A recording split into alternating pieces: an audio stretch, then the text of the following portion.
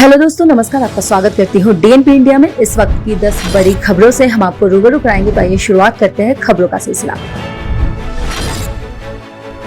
प्रधानमंत्री नरेंद्र मोदी ने कहा है कि वो इस बात को लेकर पूरी तरह से आशान्वित है कि 130 करोड़ भारतीय देश को नई ऊंचाइयों पर ले जाने के लिए कड़ी मेहनत करना जारी रखेंगे। उन्होंने ये बात अमृत महोत्सव के मौके पर कही है। इस बारे में किए गए अपने कुछ ट्वीट में उन्होंने कहा है कि देश में रिकॉर्ड वैक्सीनेशन, अधिक जीएसटी कलेक्शन और ओलंपिक में भारत का शानदार प्रदर्शन भविष्य के लिए नई उम्मीद जगाता है।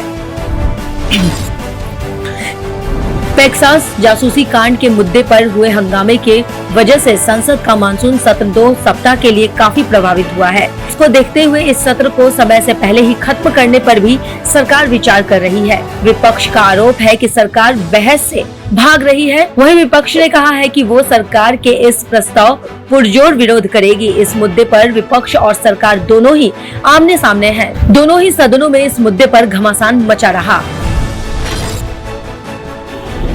राजस्थान में भरतपुर के पूर्व राज परिवार में जारी विवाद खत्म होने के स्थान पर बढ़ता जा रहा है। पूर्व राज परिवार के सदस्य और पूर्व मंत्री विश्वेंद्र सिंह के खिलाफ उनके बेटे अनिरुद्ध सिंह ने मोर्चा खोला है। अनिरुद्ध सिंह ने कहा है कि राजनीति में पाला बदलना उनके पिता वीरेंद्र सिंह की फितरत में है।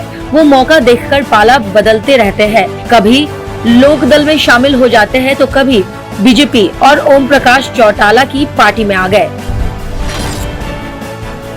उत्तर प्रदेश में वैश्विक महामारी कोरोना वायरस संक्रमण पर प्रभावित नियंत्रण के बाद योगी आदित्यनाथ सरकार धीरे धीरे सभी गतिविधियां सामान्य करने के प्रयास में है। इसी क्रम में सरकार अब शिक्षक संस्थान भी खोलने की तैयारी में है। माना जा रहा है कि स्वतंत्रता दिवस के बाद प्रदेश में यूनिवर्सिटी और डिग्री कॉलेज खोले जाएंगे। भारत में अभी दूसरी लहर से ही नहीं निपटा जा सका है कि तीसरी लहर दरवाजे पर खड़ी है। विशेषज्ञों ने जल्द तीसरी लहर की आने की आशंका बताई है। कहा है कि भारत में अगस्त के मध्य में कोविड-19 मामलों में वृद्धि दिखनी शुरू हो जाएगी और इसी के साथ तीसरी लहर की भी शुरुआत हो जाएगी। रिपोर्ट में दावा किया है कि इस दौरान हर दिन मामले बढ़ेंगे। आशंका जताई गई है कि हर दिन 1 लाख से लगभग 1,50,000 संक्रमण के मामले दर्ज हो सकते हैं। हांगकांग के एक मशहूर गायक एंथनी वोंग को भ्रष्टाचार रोधी संस्थान ने सोमवार को गिरफ्तार कर लिया है। गायक पर राजनीतिक रैली में गाना गाकर कानून का उल्लंघन करने का आरोप है। दरअसल गायक वोंग ने 3 साल पहले एक राजनीतिक रैली में गाना गाया था, जो कानून का उल्लंघन है। बता दें कि भ्रष्टाचार के खिलाफ बने एक स्वतंत्र आयोग की रिपोर्ट पर एंथनी वोंग की गिरफ्तारी की गई है। बाद में उन्हें जमानत पर रिहा कर दिया गया। मध्य कश्मीर के गांदरबल जिले में बादल फटने से सड़कों, घरों और फसलों को भारी नुकसान पहुंचा है। गांदरबल में बागपथरी, सफर, सुंबल वाला गुंड, दर्द बुडार और याछमाहा गांव में बादल फटने के बाद अचानक से आई बाढ़ के कारण ये नुकसान हुआ। इसके अलावा इससे श्रीनगर लेह राजमार्ग पर भी वाहनों की आवाजाही प्रभावित हुई है। पाकिस्तान क्रिकेट बोर्ड यानी पीसीबी ने कश्मीर प्रीमियर लीग यानी केपीएल को मंजूरी दे दी है। इस T20 लीग का आयोजन गुलाम कश्मीर के मुजफ्फराबाद क्रिकेट स्टेडियम में 6 अगस्त से होना है। इस लीग में पाकिस्तान के तमाम क्रिकेटर खेलने वाले हैं और कुछ विदेशी खिलाड़ियों के खेलने की भी उम्मीद है। लेकिन भारतीय क्रिकेट कंट्रोल बोर्ड यानी बीसीसीआई को इससे ऐतराज है, क्योंकि ये टूर्नामेंट आयोजित विवादित क्षेत्र में हो रहा है।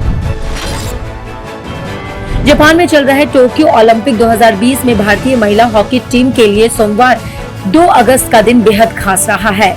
भारतीय महिला हॉकी टीम पहली बार ओलंपिक के सेमीफाइनल में पहुंची है। भारतीय टीम की इस सफलता पर हर कोई अपनी खुशी जाहिर कर रहा है। साथ ही महिला हॉकी टीम की जमकर तारीफ भी हो रही है। आतंकवाद को लेकर एक बार फिर पाकिस्तान बेनकाब हुआ है। FATF की ग्रे लिस्ट से बचने की लगातार कोशिश में जुटे पाक की एक बार फिर से पोल खुल गई है।